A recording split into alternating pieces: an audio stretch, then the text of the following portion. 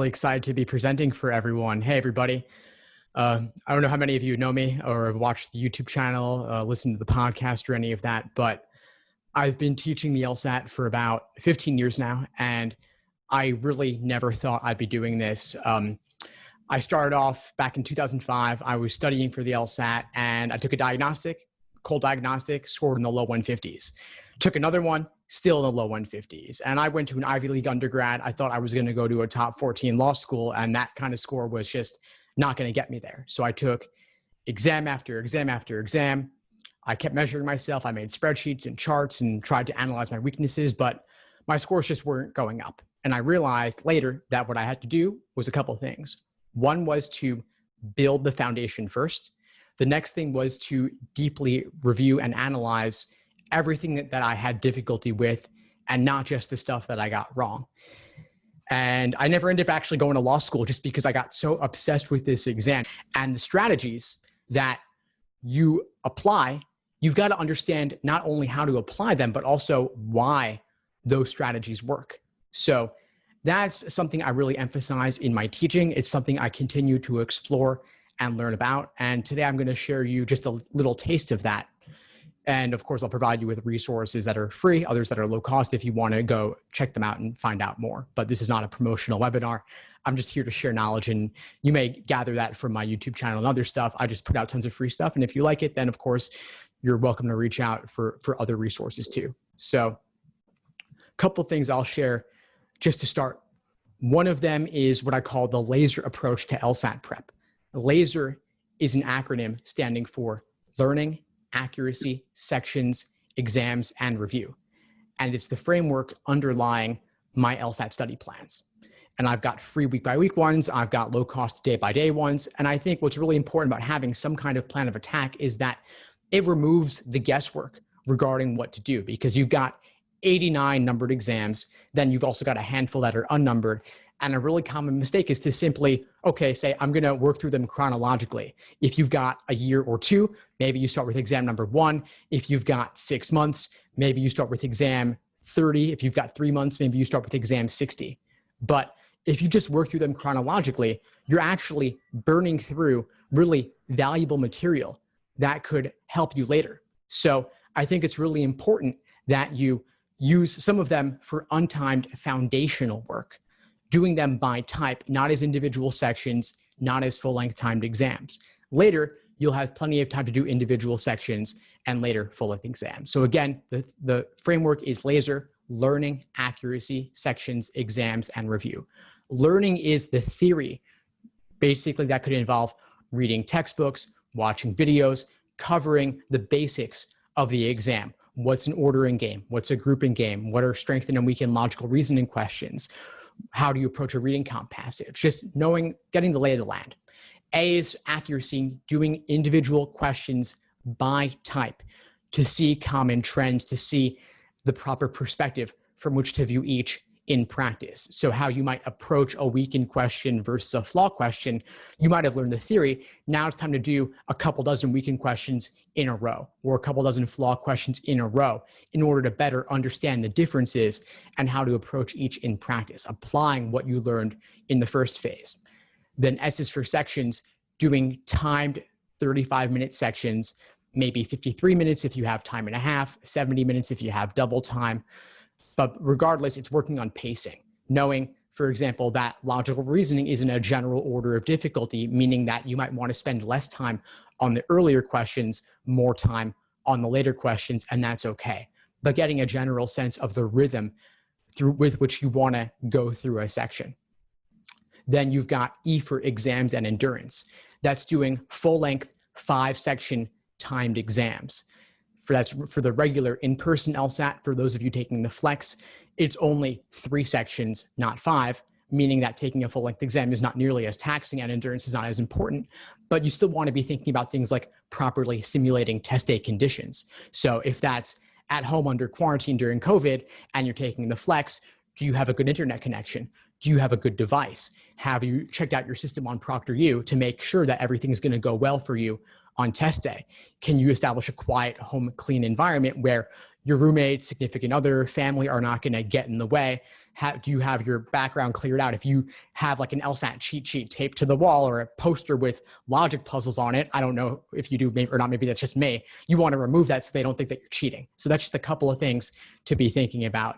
And then for the in-person 5-section exam, you've got endurance. You've also got what can you bring to the test? What can't you bring? How do you deal with distractions like proctors walking around or other test takers? Obviously, again, during COVID, tough to simulate that depending on where you live. You might be open, you might not be open. You may not be able to go to a cafe or a library in person. But if you think that might be happening down the line, maybe you want to at least take your practice tests in an environment like your living room where other people may be walking around and getting in your way. And maybe that's a good thing to help you deal with the distractions. And finally, R is for review. And by the way, I'll get more into LSAT-Flex in just a little bit. R is for review. And review could involve a couple of different factors depending on which section you're dealing with. I'm going to speak generally about logical reasoning and reading comp for now, and then I'll circle back to games since I know that you've been working on the logic puzzles recently. So for reasoning and reading comp, I recommend what I call the Socratic review method. And the Socratic review method is a way to deeply analyze everything that gives you trouble. And I call it Socratic because it involves a series of questions that you're asking yourself to get down to the root of a problem, to understand why you personally got a question wrong, what specifically gave you difficulty about it. So let's say in logical reasoning, you've got the stimulus, the question stem, and the answer choices. If the stimulus gave you trouble, what about the stimulus was difficult? Did it involve conditional statements? Did they fail to use indicator words for either evidence and conclusion or sufficient necessary? Did they bury the conclusion in the middle of the stimulus? Did they use annoying words like except, unless, until, or without that are not neatly sufficient or necessary indicators but require some additional manipulation to make them conditional? Did you have to link together multiple conditional statements? Was the conclusion buried in the middle of the stimulus? Did they include counter premises or filler? So you see, there's lots of ways they can increase the difficulty level of a stimulus. And now I haven't even gotten to the answer choices yet. So if you're having trouble with logical reasoning, you can see why. There's like 10 different difficult things they can do. And a level 5 question may involve all of those. A level 1 question may involve none of them. And that one could be a gimme for most people. But you got to consider that they're aiming to separate people all along the spectrum from 120 to 180. So there are certain questions that may only have one trick, and that's a level 1, meant to separate those in the 120s from those in the 130s. There may be questions that involve 5 of these, and that's meant to separate someone in the 150s from someone in the 160s. And so when you're doing your own review process, you want to actually write out, you want to articulate or talk with a friend or a coach or a tutor, a study buddy, a professor, and ask them and talk out with them each of these traps or tricks and figure out which ones did you catch, which ones did you spot, and which ones are you uniquely prone to falling for so that you can resolve it and avoid making the same mistake again, because these things do repeat themselves. And it's really nice, actually, that you have more exams available to you than anybody ever in history. In the year 2020, you got 89 numbered exams, again, a handful that are unnumbered. And if you even only studied 10 of these in excruciating detail, that would really be enough. You know, I talked with a guy, I became friends with this guy who used to write actual LSAT questions, and he talks like an LSAT question. It's really remarkable. And so you could see in discussing with him that he thinks about these tricks to include, and you know, they take a certain pleasure in it, but I can respect it actually, because although it's not nice to be on the receiving end of that, if you can spot those tricks and traps, and you can even get to the point where you could maybe even make your own little mini drill exhibiting just 1 or 2 of these things and see it from their perspective better, you can understand why some people might confidently pick the wrong answer and others might just be scratching their head. And there's lots of ways to play around with it, but that's the job of this exam. So that's the stimulus. Then the question stem, obviously there are some classic wordings. They might use certain keywords. If they say strengthen, then it's somewhat likely it's a strengthening question. Other times it may be a most strongly supported question, which is more of an inference typically. And so properly recognizing and distinguishing question stems is really important.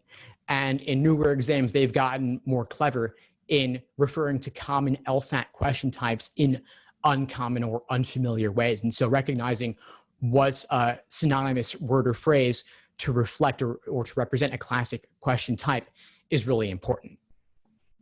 So did you misunderstand the question type, or did you simply not know how to approach it? But there's truly nothing really new under the sun. So if you can relate it back, that'll be useful for you. And finally, you have the answer choices. And on the LSAT, especially in reading comp, they're really good at making the right answer seem unappealing. So it'll look like none of the 5 are right in many cases. And you're really looking for the best of the worst, especially in reading comp. Another thing to consider is that they're asking you which one most strengthens or most weakens. And so it's not looking to necessarily guarantee or destroy the argument 100%. It's important to know the proper way to go about this. Again, I went back to question 7 for a moment. In the answer choices, though, what was tempting about the wrong answer choice that made you pick it, and what ultimately makes it wrong? And what was discouraging about the right answer choice that pushed you away from it, and what ultimately makes it correct? You want to do this again and again and again. And this is really something, again, to be writing out. You could keep a mistake log or a mistake journal, a wrong answer journal, where you actually keep a log of all of these things. And obviously, it's really time consuming to do this for every question that gives you trouble, but it's actually worth it. I was talking with a student the other day who was complaining that it was taking her 5-6 hours to review one exam. And she was like posing this as a big problem. She was like, is this worth it? And I said to her, well, are you getting value out of what you're doing? And she said, yes. So I said, then keep doing it. And if that means that you're not going to get through as many full-length exams or as many timed sections, so be it. I'd rather that you do half the number of exams and spend double the time reviewing. That's really where the growth comes from and where the value comes from. And I actually have a class I taught. I'm going to pull up the link for you here, where I went through question review strategies in depth. And this is on the YouTube channel. It's nearly an hour long, and I go in depth on the review process more if you want to access that, although I'll make a recording of this session available to you as well if you'd like to review anything later. So don't feel like you have to be getting everything down and taking all the notes now. You could just let this kind of soak in, and then we'll catch up on that later. But that's really the review process. And I know Alyssa was asking me about how to get faster. This is it. This is how you get faster. You get faster by understanding the problems better. We could talk about pacing and how to flag questions and what to skip, you could come back to later, and I'll get into that. But really just understanding the problems on a deeper level is really the best way to do this. Now, some tactical things on how to get faster. I'll go through games, reasoning, and reading comp in particular, then I'll get into the flex. So for logic games, the puzzles, two big things. One is the order of approach, the order in which you approach the questions within a game. I'm not going to talk about approaching the 4 games in a section because I think they're in a broadly general order of difficulty. The 4th game will typically not be the easiest. The 1st game will not typically be the hardest. And I think that it's worth just simply doing them in the order given. If you want 160 plus, you're probably going to want to do all 4 games. Others may differ with me on that. That's just my personal opinion on this. And that's because games is really the most perfectible section. It may not seem that way. It may be really discouraging at times and maybe unfamiliar, but the typical 170 score is getting perfect or maybe -1 on games and getting about 3 wrong on each of the other sections. So you're going to typically want to do all 4 games, assuming you want 160 plus. If you're okay with 150s or below, then maybe you're going to want to do only 3 games and really aim to perfect those 3. But I'm just going to say, attempt the 4 games in the order given. That's typically what I recommend. Within a game, though, you'll have about 5 or 6 questions associated with that setup and those rules. And you don't need to do the questions in the order given. You can skip around and do them in the order that works for you. So I would say do the orientation question first, the question that basically tests your understanding of the basic rules of the game. So do that question first. Then do any local if questions where they're saying, if X is on 3, then what happens? Make a new diagram where X is on 3, unless you have a really comprehensive main diagram with multiple templates or something. Draw that local hypothetical. And then later, when you do the global questions, the general ones saying which one of the following must be true or which one of the following could be true, you can refer back to those previous hypothetical scenarios.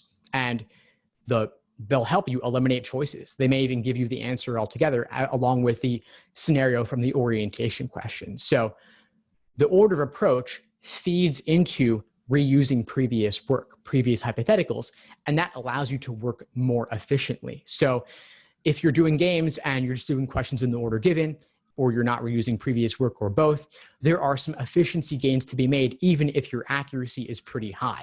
If you're brute forcing the game and drawing tons of hypotheticals, that's not really going to let you solve it as quickly as possible. And as you know, speed is really important on this exam, not just solving things in the time, not just solving things accurately overall. And by the way, feel free to ask questions in the chat and I'll work them in or address them later depending on where I can fit them in.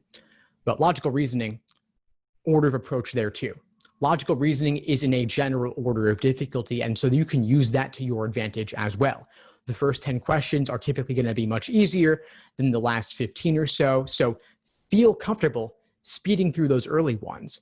And I'm not saying to go through it blindly without consideration, but most of those first 10 questions are on the easier side. There are not as many tricks there. So you can trust yourself on those, especially the first 5.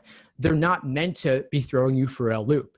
If something seems pretty good, it probably is. Whereas on number 20 or 21, there could be something you're missing. And regardless, it's typically worth going through all 5 choices just to confirm that there wasn't a really tempting trap answer that played on a common misunderstanding.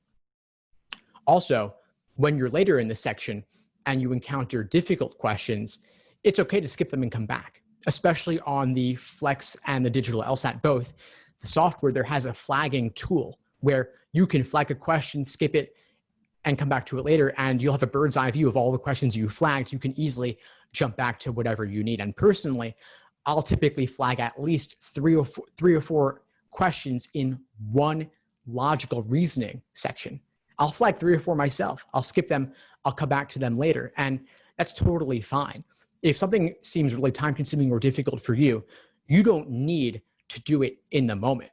And sometimes coming back later will help you break out of previous tunnel vision, or it'll help you turn it from wrong to right with that new, fresh perspective. So that's really useful too.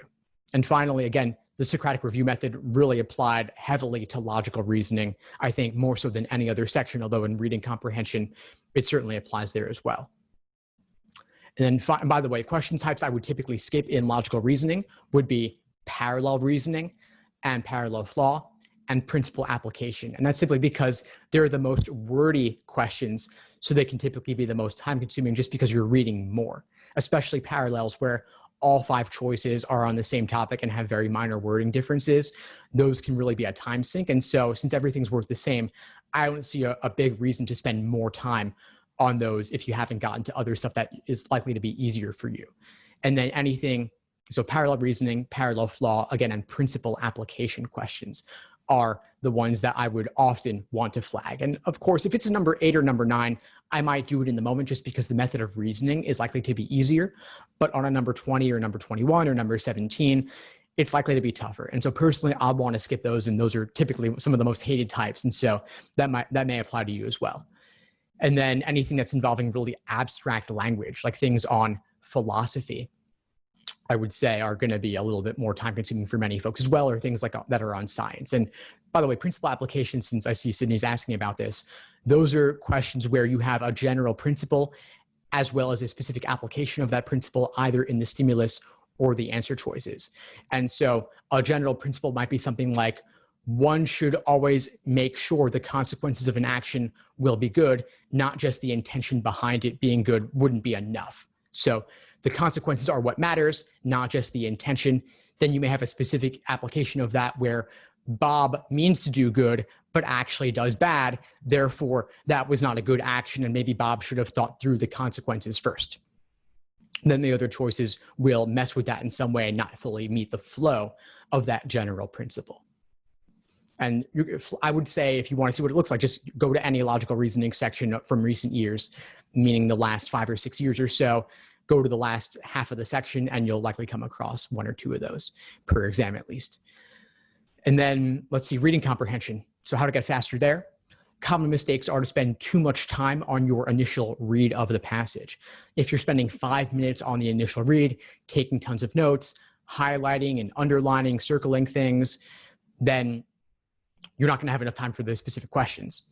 And I recommend max 2.5 to 3 minutes typically for your initial read of the questions, considering that you have typically 6 or 7 questions associated. That's already around a minute per question, maybe a little bit less even. And so to spend more than 3 minutes, you're really eating into your time there. And reading comp is really more process of elimination than any other section. So it takes time to evaluate those choices. It's worth it. So max 2.5, 3 minutes. Obviously, it's a place to get to. It may take time.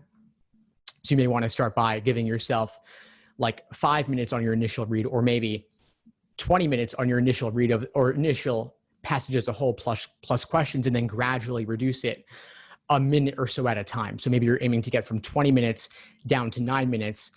But I actually misspoke here. I shouldn't have approached it in this way, simply because I don't want you timing individual passages just like I wouldn't want you timing individual games. What I really should say is take the section as a whole. So let's say you might, if you want to get to 35-minute sections, maybe you start with 45 minutes and gradually reduce it 30 seconds or a minute at a time to get to 35-minute sections, considering that not all passages or not all games are of equal difficulty. Some might take 12 minutes on test day, and that's fine.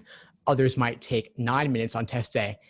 That's fine. And some might take 6 minutes, and that's fantastic. And that's a place I would love for all of you to get to with the easy ones, but it may not be realistic. But just knowing that not all sections in games, not all passages or games are of equal difficulty. So another way you get faster with your initial read of the passage is to not take as many notes. I find those who do best on reading comp typically take very few notes or none at all. And that's because it takes time to write things down. It takes time to read things as well. And on the digital LSAT, you can't even really mark freehand on the passage at all. You're limited to using the highlighting and underlining tools. That's it. So they don't work that well as well, by the way. They're not that precise. And so I wouldn't rely on them. They take time. And highlighting, is it taking notes? Not exactly. I would think of taking notes as really writing something down. So on the paper LSAT, which no longer exists in North America with very few exceptions, you would be writing or highlighting you would be writing by hand now on the passage. Now on the digital Flex LSAT, you're writing on scratch paper to the side and you're highlighting using their tool.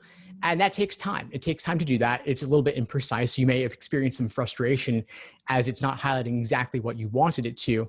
And it may not actually be the right thing to highlight. You may not know that initially too. And so I think there's a cost there. And I would maybe want you to simply walk away with the main idea, the author's opinion, and note that. That's it, nothing more. And this can really help you to limit yourself to 3 minutes if you simply aim to read the passage, walk away with the main idea, and then order of approach, solve things in the order that makes the most sense. Meaning you're solving the main point question, the primary purpose question, any passage organization questions, author's tone, questions that are general in nature. Then you can do all the specific questions that are detail oriented, those involving a keyword or key phrase, those that involve line references. And although the published LSATs include line numbering on the digital LSAT and the Flex, there actually aren't specific numbers associated because you can increase or decrease the text size, which would then mess up all the line reference numbering. So for that reason, they simply highlight it on both the question and the passage so you can jump, but they're still detail oriented in nature. Then finally, I would recommend doing all the inferential questions that require a little bit of reading between the lines, because those are going to be the hardest. I would do those last. And then finally, after those, actually, there's still some crazy difficult logical reasoning style questions involving things like parallel. And I would, of course, save those for last. Now, I see Carly's asking about highlighting. I wouldn't do highlighting period on the digital LSAT. I wouldn't do highlighting. I wouldn't do underlining at all. Whether you choose to do it personally is totally up to you. I recommend reading comp is more personal than any other section. So I'm not going to blanket say, never do this period. It's really about what works for you, but I would test it. I wouldn't just go with your intuition on it. I would actually do a handful of timed sections one way and a handful timed the other way and see what ends up working best for you in terms of accuracy and in terms of how you feel about it too, and see what's going to really be sustainable, and do it in the same way you'll do it on test day. So if you know you're taking the Flex in July, I would do it on a tablet. I would do it on a computer, excuse me, ideally. And then if you're doing it in person, I would do it on a tablet. And LSAC has not decided on August or exams beyond that yet. Hopefully they will soon.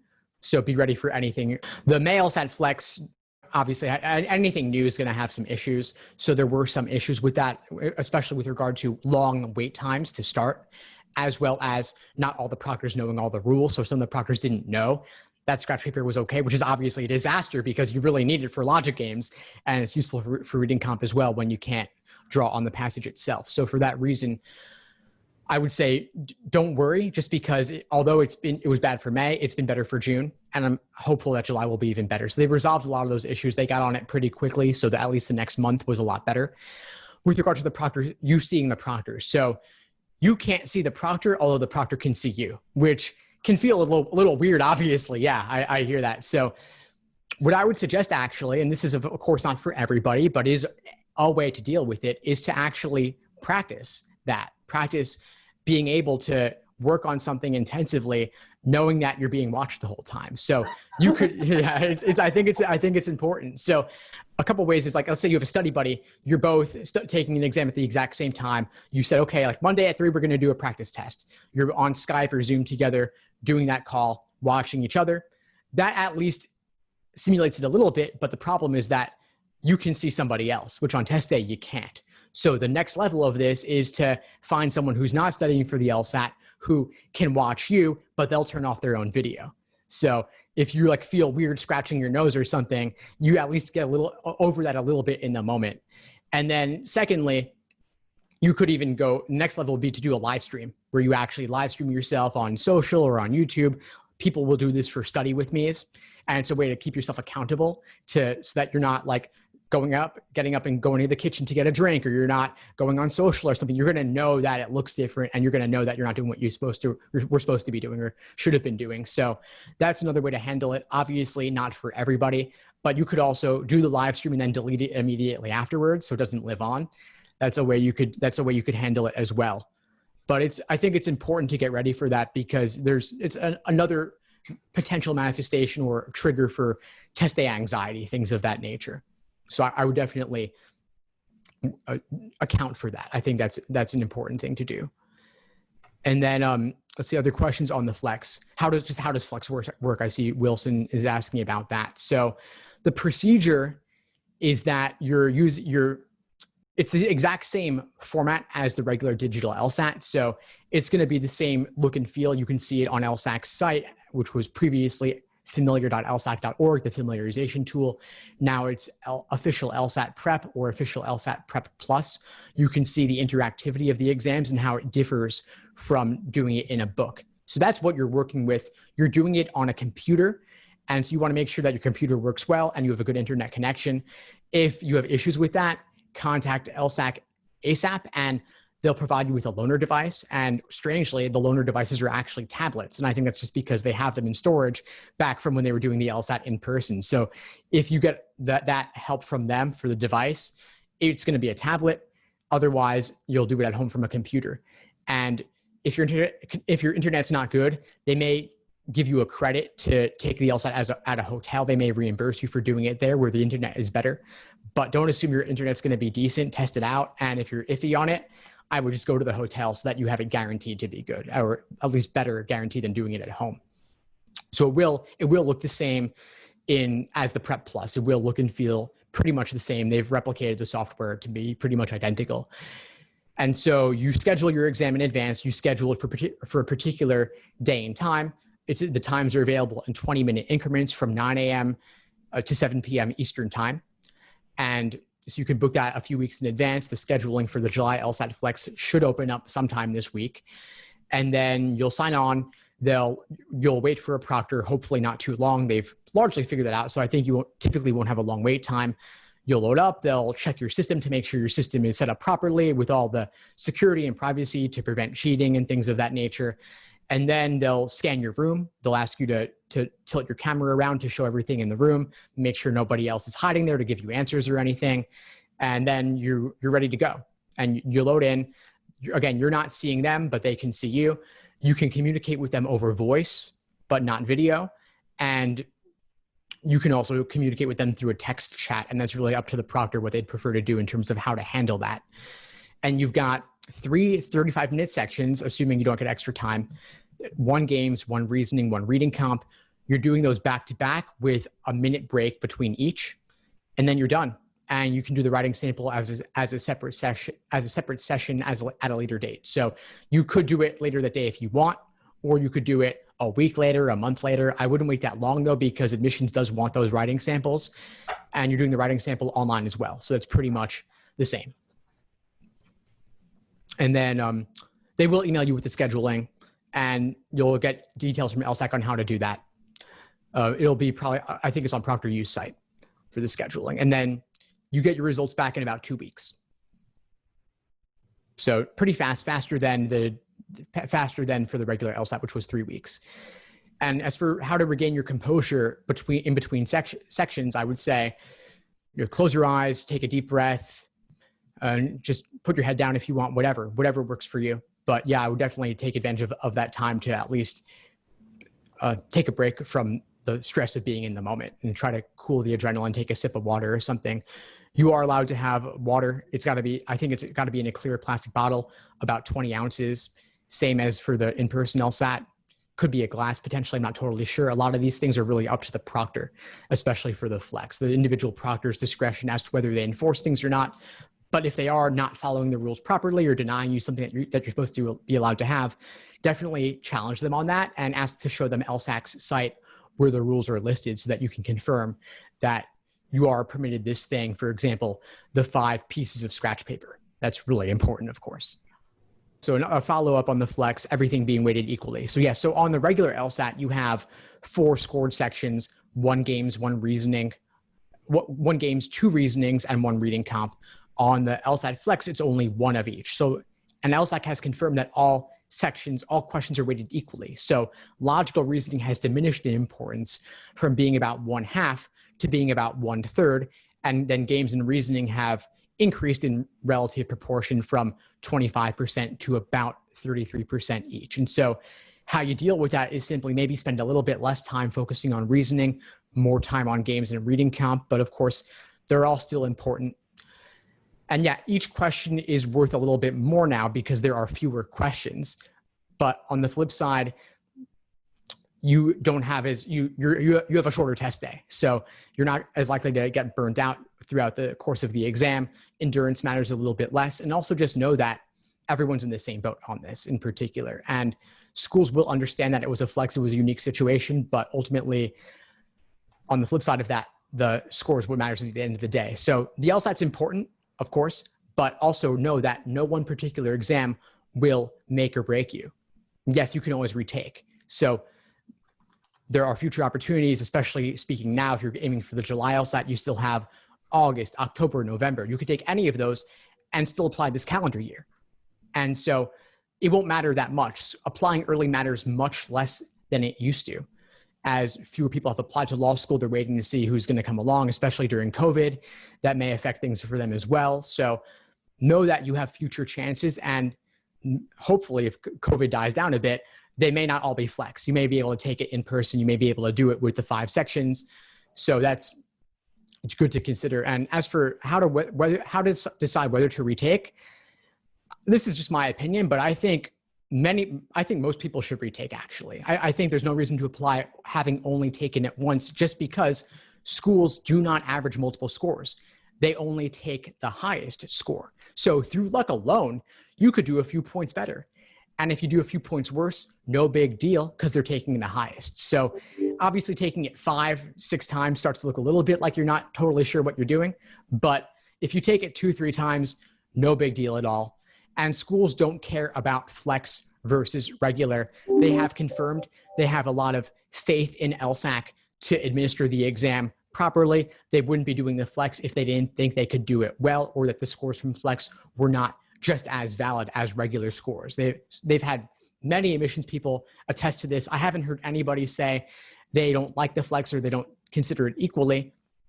So don't worry too much about that.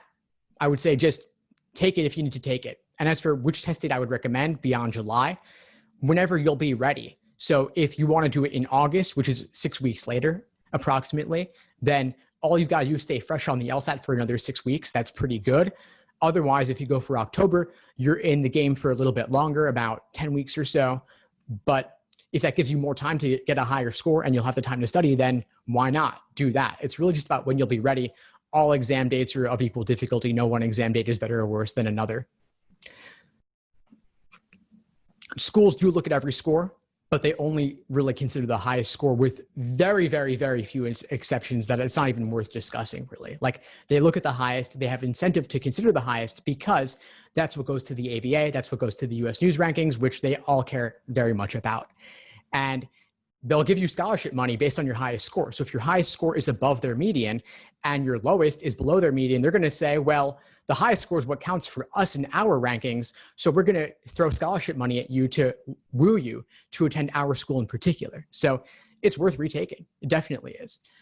And if you're an upcoming junior and you're going to take the LSAT in the fall, if you're ready by then, great, take it then. Scores are good for 5 years. And admissions is not really going to care if you took it 2 years ago versus 1 year ago, or even 4 years ago. Again, their incentive is to consider how it impacts them in the rankings, and a 4-year-old score matters no less to the rankings than a score from a month ago. So take it when you'll be ready. If you've only got 2 months before you would take it this fall, I would give it more time. I recommend at least typically 5 to 6 months to achieve your fullest potential on the LSAT. So if that means taking it in January, if that means taking it in next June, if you're busy in the short term, if junior year is a busy year for you, then take it then. A lot of folks will like to take it in August, September, because then you can study a lot over the summer if your summer is pretty free. January is also nice because you have winter break to really give it your all. But if you can also take a lighter course load one semester and treat the LSAT like a 6-credit class for a part-time job, that could work well for you too. I got a question on LSAT-Flex scoring here. So LSAT-Flex scoring, and I actually have an FAQ I'm going to share with you along with a bunch of other resources. I went in depth on LSAT-Flex scoring, and it's hard to communicate math just over voice and over video. It's nicer if you have the actual numbers in front of you. So I'm not going to get into all the specifics on this here, but the first link I just put there is an LSAT-Flex FAQ where I cover everything LSAT-Flex. In particular, I cover LSAT-Flex scoring and raw score conversions because LSAC has not actually given any guidance on how to convert an LSAT-Flex raw score to a scaled score out of 180. And part of the reason is that they consider this a temporary thing, and they're very big on statistics and all the psychometrics and the number crunching. And so they don't have any released test forms that are LSAT-Flex. So they don't want to give an incomplete understanding of that. So in the absence of that, I've given a couple of potential estimation ways to go about this. One simple way would be to take your LSAT-Flex raw score using 3 sections and multiply it by 4/3 to give you a general score out of 180. It's quite imperfect though. And if you Google different LSAT-Flex calculators, you'll get a variety of different estimations for the same raw score. So that just shows you that nobody really knows, and we're all just giving our best guesses on this. And I hate to say it, but try not to worry too much about it, even though I know you really want to know. Just really aim to get the highest accuracy possible. If you have a high GPA but low LSAT, how would you approach the admissions process? Well, first thing is I would say retake the LSAT to get a higher score. That's going to be the biggest impact you can make in your application.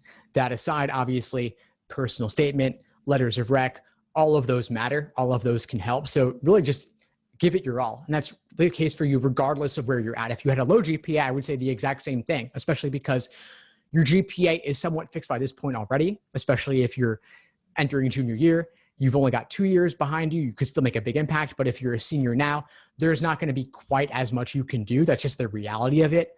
Maybe you want to take some more credits, or maybe you want to extend undergrad a little bit longer to give yourself more time to boost the GPA. But there's obviously big costs to that, especially relative to the LSAT, which many would argue, myself included, actually outweighs your GPA in the admissions process. And so you could have a massive impact on that just by getting a higher score.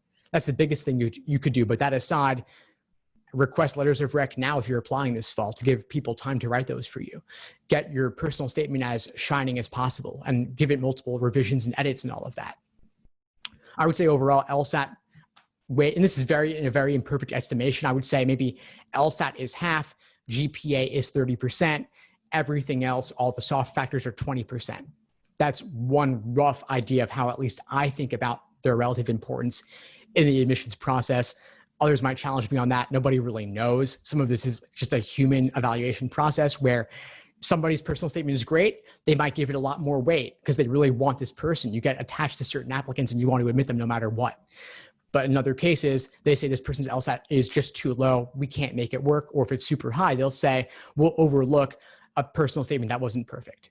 So there's no way to really quantify all of this, but the solution is always just to give it your all, get the highest numbers possible. So those are all the questions I see in the chat here. I think I've hit all of them. Do folks have others?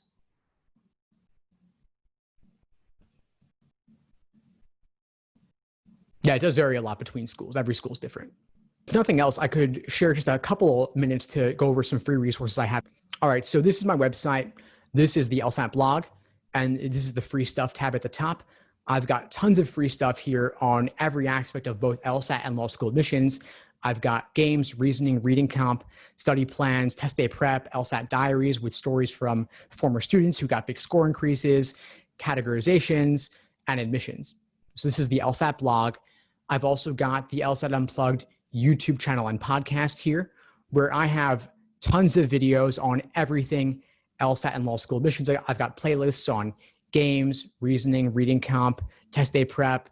I've got my best ones compiled in a prep course playlist. I've got over 100 coaching sessions with actual students where we walk through just their personal needs and I give them advice and do some Q&A. I'll share guidance. I'll push back on them in certain things. It's a lot of fun.